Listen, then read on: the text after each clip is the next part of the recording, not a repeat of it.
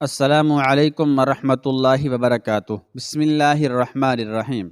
پھر جب محمود کے سامنے راجہ بجے راؤ کا بریدہ سر پیش کیا گیا تو والی غزنی اداس نظر آنے لگا۔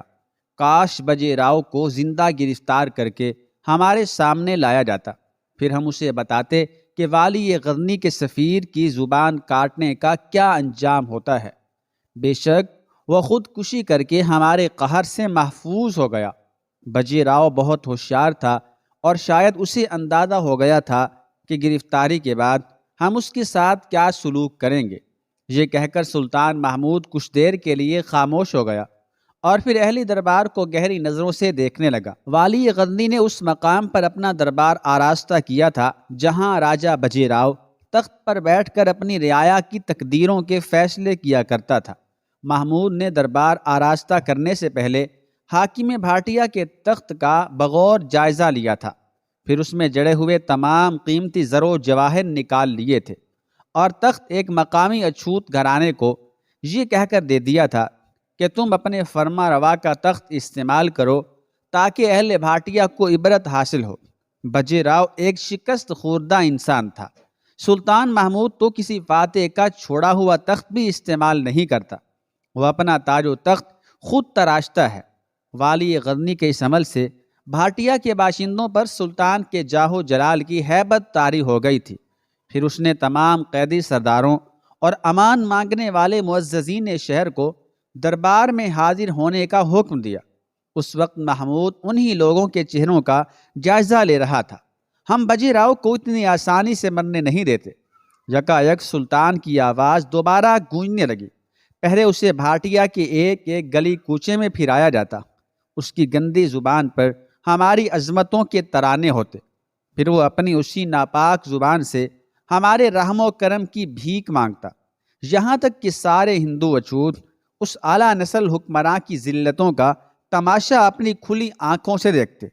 اس کے بعد ہم اسے غزنی میں قریہ قریہ پھراتے، یہاں تک کہ وہ ہمارے عزت مآب سفیر علیم الدین اجمی کے پیروں پر دستار رکھ کر اپنے جرم کی معافی مانگتا۔ پھر اگر اجمی اسے معاف کر دیتا تو ہم بھی بخش دیتے اور شاید اس طرح ہمارے قہر کی آگ ٹھنڈی ہو جاتی، مگر وہ عیار مرتے مرتے بھی ہمیں فریب دے گیا۔ محمود کے لہجے میں غصہ بھی تھا اور افسوس بھی۔ پورے دربار پر سکوت مرگ طاری تھا۔ بھاٹیہ کے سیاسی قیدیوں کی گردنیں جھکی ہوئی تھیں اور چہروں پر ندامت کی دھند پھیلی ہوئی تھی۔ بجے راؤ کی موت کے باعث اس کا جشن رسوائی بے رنگ ہو کر رہ گیا۔ ایک بار پھر والی غزنی کی آواز گونج رہی تھی، علیم الدین اجمی ہمارے قریب آؤ۔ سلطان نے اپنے معتبر سفیر سے مخاطب ہو کر کہا۔ زبان بریدہ اجمی اپنی نشست سے اٹھا اور محمود کے قریب جا کر دست بستہ کھڑا ہو گیا۔ اگرچہ ایک مردہ انسان کے ساتھ یہ سلوک اچھا معلوم نہیں ہوتا، لیکن ہم کیا کریں کہ اپنے عدل و انصاف سے مجبور ہیں۔ سلطان کا لہجہ کچھ بجھا بجھا سا محسوس ہو رہا تھا۔ سیاست کے قانون کی نظر میں یہ بدترین مجرم تھا۔ اس نے والی غزنی کے سفیر کی زبان کاٹ کر ایک گناہ عظیم کا ارتکاب کیا تھا۔ اگر یہ زندہ ہوتا تو ہم بھی انصاف کے تقاضے پورے کرنے کے لیے بالآخر اس کی زبان ہی کاٹتے، لیکن اب ہماری گرفت میں نہیں رہا، مجبوراً ہمیں دوسرا راستہ اختیار کرنا پڑ رہا ہے۔ یہ کہہ کر سلطان محمود علیم الدین اجمی سے شرربال لہجے میں مخاطب ہوا۔ اجمی ذلیل راؤ کے سر پر 3 بار ٹھوکر لگا اور اس کے ساتھ نقیب بلند آواز میں پکارے کہ سلطان محمود غزنوی کے سفیر معظم کی توہین کرنے والے کا یہ حشر ہوتا ہے۔ اہل دربار کے دلوں کی دھڑکنیں بے ربط ہو گئیں اور اجمی کے جسم پر ہلکا ہلکا لرزہ طاری ہو گیا۔ تو نے سنا نہیں اجمی؟ یہ تیرے سلطان کا حکم ہے۔ سفیر کی جھجک دیکھ کر سلطان محمود کا لہجہ مزید قہرناک ہو گیا۔ ہماری سفارت کا فریضہ انجام دیتے ہوئے تیری زبان تو نہیں لڑکھڑائی تھی، مگر آج تیری ٹانگیں کیوں کانپ رہی ہیں؟ اجمی ایک لمحے میں سنبھل گیا اور پوری استقامت کے ساتھ راجہ بجے راؤ کے سر پر ٹھوکریں مارنے لگا۔ اس کے ساتھ ہی سلطانی نقیب پکار پکار کر کہہ رہا تھا، سلطان محمود غزنوی کے سفیر معظم کی توہین کرنے والے کا یہ انجام ہوتا ہے۔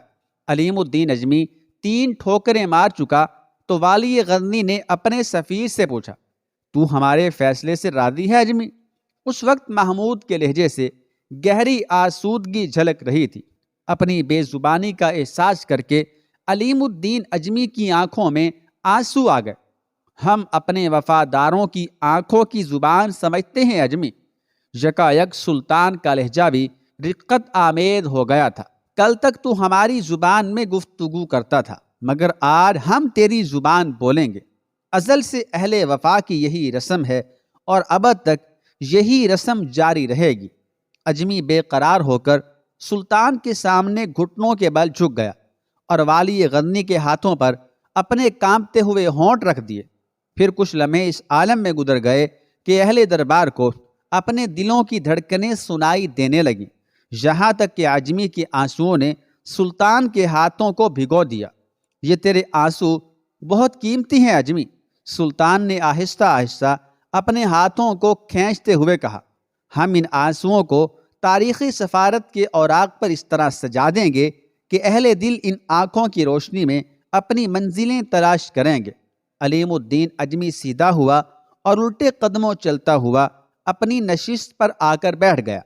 اس کے بعد محمود راجپوت قیدیوں اور بھاٹیا کے دوسرے معززین سے مخاطب ہوا۔ میں نے سنا ہے کہ تم لوگ اپنے ناموں کے ساتھ لفظ سنگھ کا استعمال کرتے ہو، اور سنسکرت جاننے والوں نے مجھے بتایا ہے کہ سنگھ سے مراد جنگل کا شیر ہے۔ میں بھی اس حقیقت کو تسلیم کرتا ہوں کہ تم لوگ ایک شجاع قوم سے تعلق رکھتے ہو، ایک بہادر قوم سے تعلق رکھتے ہو، مگر افسوس تمہارے سردار بجے راؤ نے اپنے شیر ہونے کا کوئی ثبوت فراہم نہیں کیا، بلکہ وہ آزمائش کے محاذ پر اترا تو اس نے اپنی جنس ہی بدل ڈالی۔ وہ ہماری نظر میں ایک نہایت بزدل اور عیار گدڑ تھا۔ نتیجتاً بڑی ذلت کی موت مارا گیا۔ محمود کے ہونٹوں سے قہر شاہی کی آگ برس رہی تھی۔ تم لوگ ایک مرد آفریں قوم ہونے کے بلند بانگ دعوے کرتے ہو۔ میری آنکھوں میں آج تک وہ دردناک منظر محفوظ ہے جب تم نے بڑی بے حسی کے ساتھ میرے سفیر کی زبان کٹتے دیکھی تھی۔ اگر میں چاہوں تو تمہاری اس بے ضمیری کو بنیاد بنا کر تم سب کو گدڑ ہونے کا طعنہ دے سکتا ہوں، لیکن میں ایسا نہیں کروں گا۔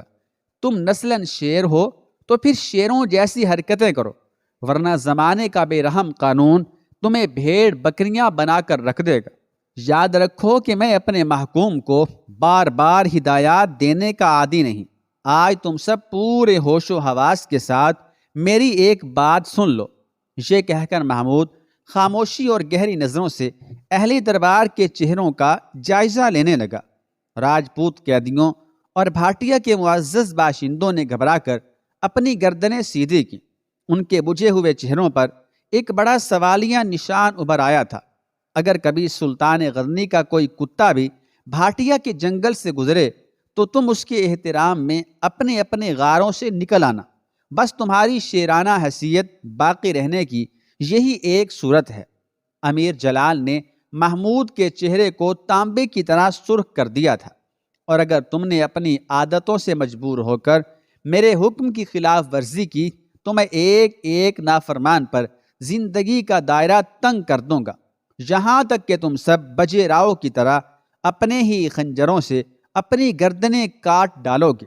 میں نے راجہ جے پال کو 2 بار معاف کیا۔ وہ فریب کار حکمراں خلوت میں میرے پیروں پر سر رکھ دیتا تھا، مگر رہائی پاتے ہی کسی نیچ انسان کی طرح احمقانہ چالیں چلنے لگتا تھا۔ پھر جے پال کی تمام چالیں اسی پر الٹ گئیں اور پھر وہ اپنے ہی عقیدے کی بھڑکائی ہوئی آگ میں جل کر راکھ ہو گیا۔ میں تمہاری ہی بھلائی کے لیے تمہیں ہدایت دیتا ہوں کہ ایسی غلطی نہ کرنا۔ سلطان غزنی کے وفادار رہو گے تو تم پر زندگی کے نئے راستے کھل جائیں گے، اور تم نے جے پال کی طرح بدعہدی کی تو پھر وہ دن دور نہیں کہ جب تم اپنے ہی ہاتھوں سے اپنی چتاؤں میں آگ سلگاؤ گے۔ تمام راجپوت قیدی پتھر کے مجسموں کی طرح ساکت کھڑے تھے، اور معززین بھاٹیا اس طرح اپنی نشستوں پر بیٹھے تھے کہ ان کی پلکیں تک نہیں جھپک رہی تھی۔ تم ایک نظر میرے انداز کرم کو دیکھو کہ میں نے تمہارے سبزہ زار نہیں جلائے۔ تمہاری اعلیٰ نسب لڑکیوں کو اپنی کنیزیں نہیں بنایا، تمہارے بوڑھوں اور بچوں کو تہے تیغ نہیں کیا۔ آج اس کائنات کے مالک نے مجھے پورا اختیار دیا ہے کہ میں تمہاری جاگیروں، کھیتوں، مکانوں اور جسموں کو نظر آتش کر کے اور تمہاری تہذیب و ثقافت کے تمام آثار مٹا کے غزنی واپس لوٹ جاؤں، مگر میں ایسا نہیں کر سکتا کہ میرے رب کا یہی حکم ہے۔ میں تمہیں ایک نئی زندگی دے رہا ہوں اور تم اس نئی زندگی کی قدر کرنا۔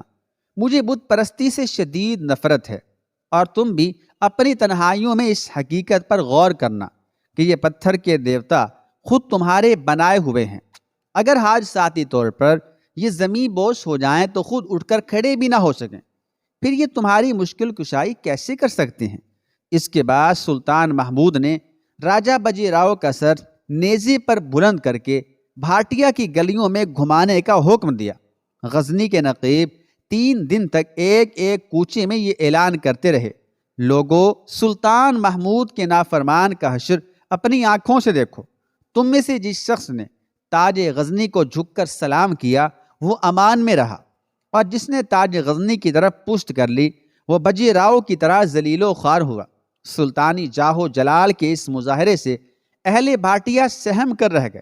دوسری طرف راجہ انند پال کے جاسوسوں نے بھی بجی راؤ کی شکست و رسوائی کا یہ عبرت ناک منظر آنکھوں سے دیکھا، اور پھر جب فرما روائے پنجاب کو یہ اطلاع دی گئی تو شدت کرب سے انند پال کا چہرہ سرخ ہو گیا۔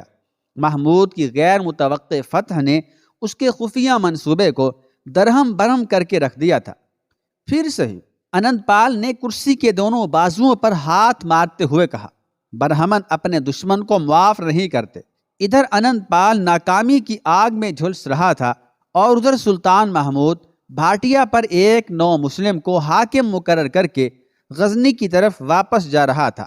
غزنی پہنچ کر محمود نے شیخ نظام شاہ رحمۃ اللہ علیہ کی بارگاہ میں حاضری دی اور اس جنگ کی تفصیلات بتانے لگا جس میں شکست ہوتے ہوتے رہ گئی تھی۔ فرزند، کہیں مسلسل فتوحات نے تمہیں مغرور تو نہیں بنا دیا؟ نظام شاہ رحمۃ اللہ علیہ نے چونک کر والی غزنی سے پوچھا۔ نہیں شیخ، محمود نے گھبرا کر جواب دیا، میں اہل کفر کے لیے انتہائی مغرور و متکبر ہوں، مگر اپنے رب کی بارگاہ میں وہی خاک بشر اور عاجز و ناکارہ بندہ۔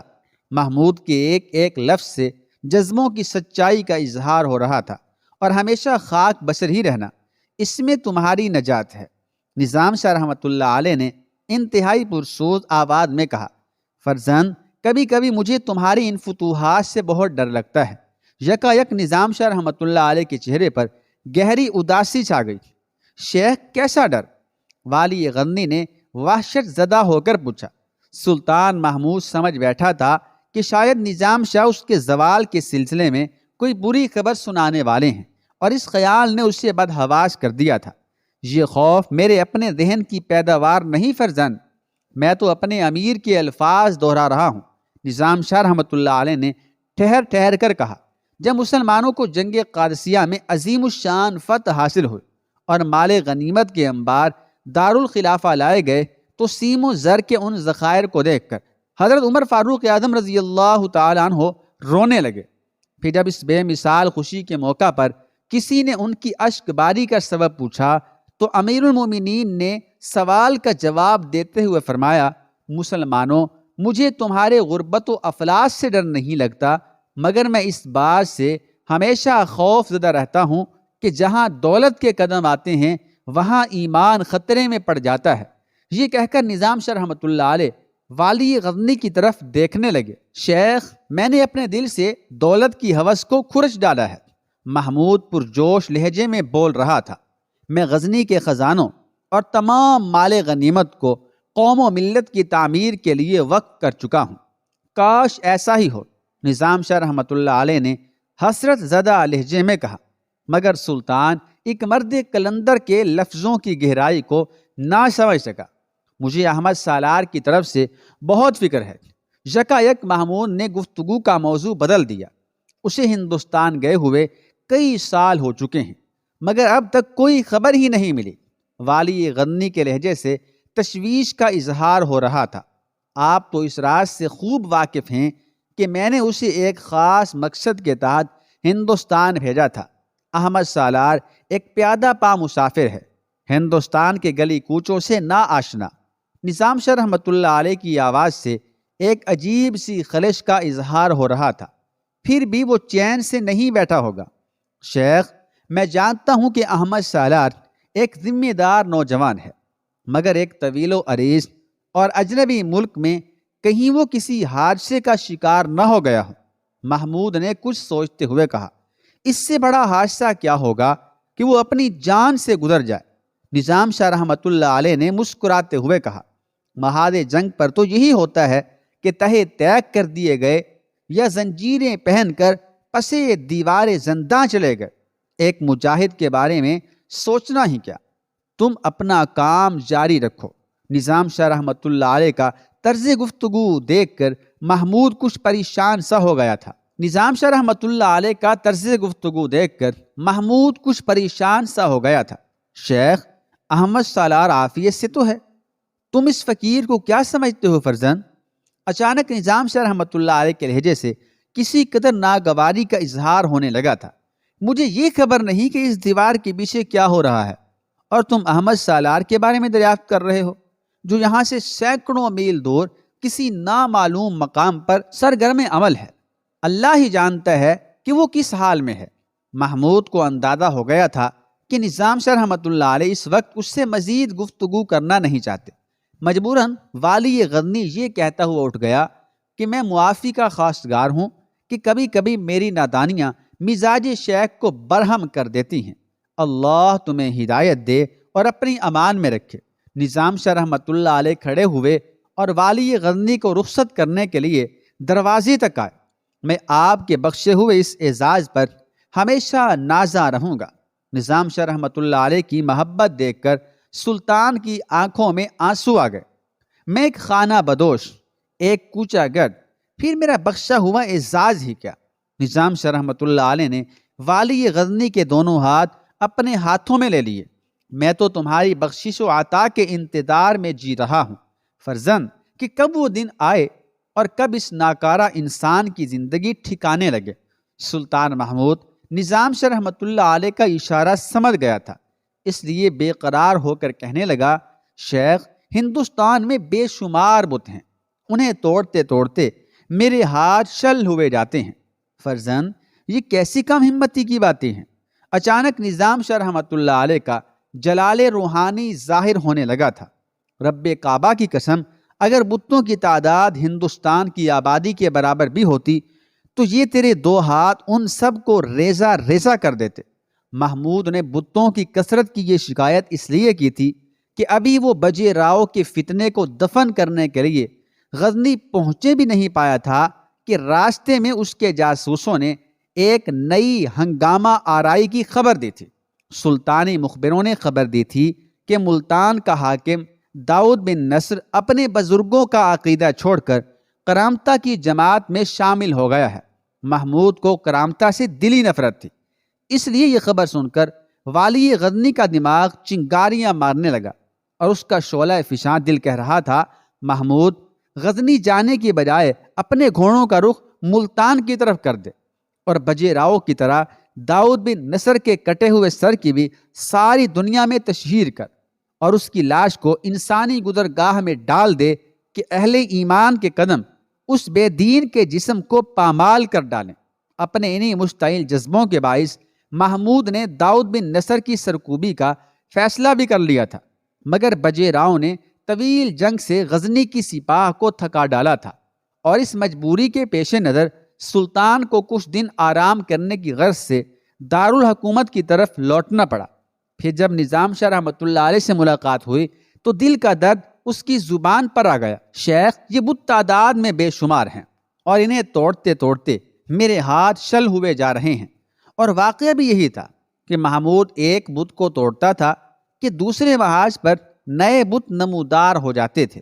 ہر طرف سینکڑوں ہندو راجا والی غزنی کی جان کے در پہ تھے اور دوسری طرف اسلام کی صفوں میں شامل ہونے والے منافق کرامتہ اس کے لیے بے شمار دشواریاں پیش کر رہے تھے۔ نظام شاہ رحمۃ اللہ علیہ کے تسکین آمیز کلمات نے والی غزنی کو کچھ دن کے لیے پرسکون کر دیا تھا، اور وہ خانہ جنگی کی ہولناکیوں کو بھول کر بھاٹیا کی عظیم الشان فتح کا جشن منا رہا تھا۔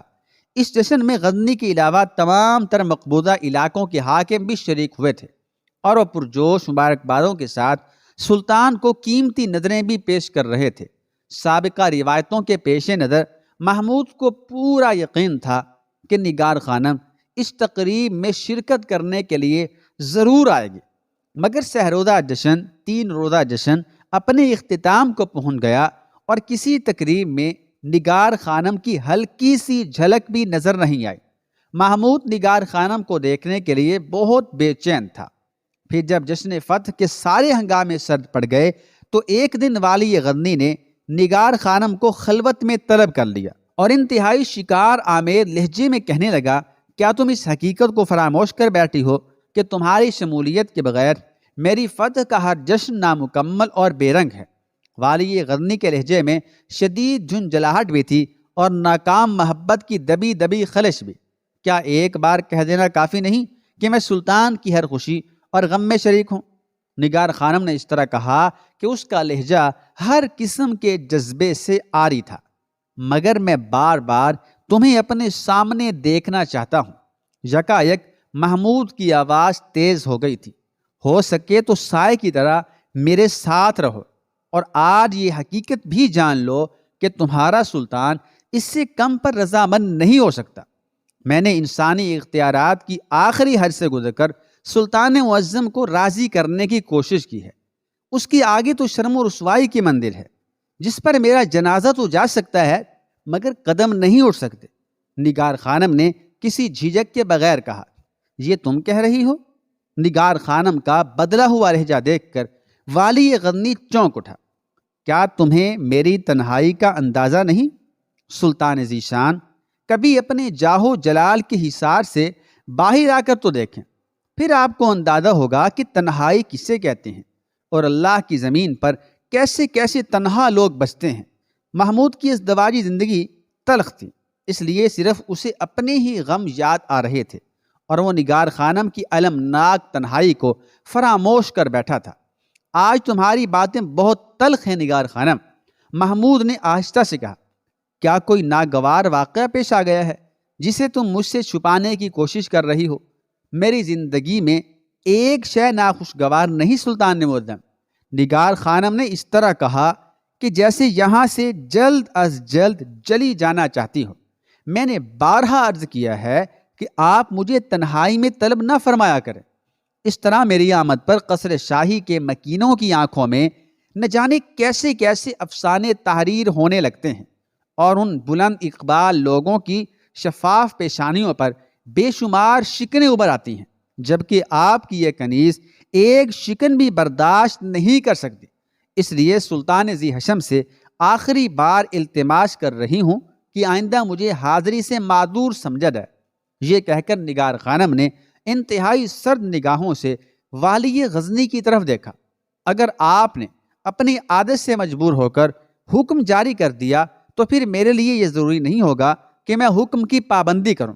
نگار خانم کا یہ انداز تغافل دیکھ کر محمود کا چہرہ دھواں ہو گیا تھا۔ پھر بھی اس نے فوراً ہی سنبھلنے کی کوشش کی اور رک رک کر کہنے لگا، کیا اس طرح تم نافرمانی کی مرتکب نہیں ہوگی نگار خانم؟ محمود کے لہجے کی سختی دوبارہ لوٹ آئی تھی۔ مجھے افسوس ہے کہ سلطان محترم فرما برداری اور نافرمانی کا مفہوم سمجھنے سے قاصر ہیں۔ نگار خانم نے ایک ایک لفظ پر زور دیتے ہوئے کہا، آپ کے نزدیک تو فرما بردار وہی ہے جو مزاج سلطانی کی تسکین کے لیے تمام اخلاقی قیود کو توڑ کر دستے اقتدار کا ایک بے جان کھلونا بن جائے۔ یہ کہہ کر نگار خانم جانے کے لیے مڑی۔ ٹھہرو نگار خانم، والی غزنی نے تیز آواز میں کہا، اور اپنی نشست سے اٹھ کر کھڑا ہو گیا۔ نگار خانم نے پلٹ کر سلطان محمود کی طرف بے نیازانہ نظروں سے دیکھا۔ آج اس کی آنکھوں میں شناسائی کے رنگ کی ہلکی سی جھلک بھی نہیں تھی۔ آج میں نے تمہاری شخصیت کا ایک نیا انداز دیکھا ہے، محمود نے نگار خانم کے قریب آتے ہوئے کہا، اور یہ انداز اس کے سوا کچھ نہیں کہ تم اپنی محرومیوں کے سبب میرے جاہ و جلال اور عظیم الشان فتوحات سے حسد رکھتی ہو۔ محمود نے نگار خانم کی شخصیت کو دولت و اقتدار کے ترازو میں تول کر اس بے مثال محبت کرنے والی لڑکی کے وجود کی نفی کر دی تھی۔ چند لمحوں کے لیے نگار خانم کے دل و دماغ ایک خوفناک زلزلے کی زد پر آ گئے، مگر پہاڑوں جیسی استقامت رکھنے والی وہ لڑکی اس خوفناک زلزلے کو بھی ہنس کر برداشت کر گئے۔ مالک جاہ و جلال کا اندازہ درست ہے، ہم مفلس و نادار لوگ دولت و اقتدار سے حسد نہیں کریں گے تو پھر اور کیا کریں گے؟ یہ کہہ کر نگار خانم بہت تیزی کے ساتھ خلوت سلطانی سے باہر نکل گئی اور والی غزنی شدید عالم طیش میں، شدید عالم غصے میں بڑبڑانے لگا۔ اس بھری دنیا میں کوئی کسی کی ذات کا شریک نہیں، سب کے سب اقتدار پرست ہیں۔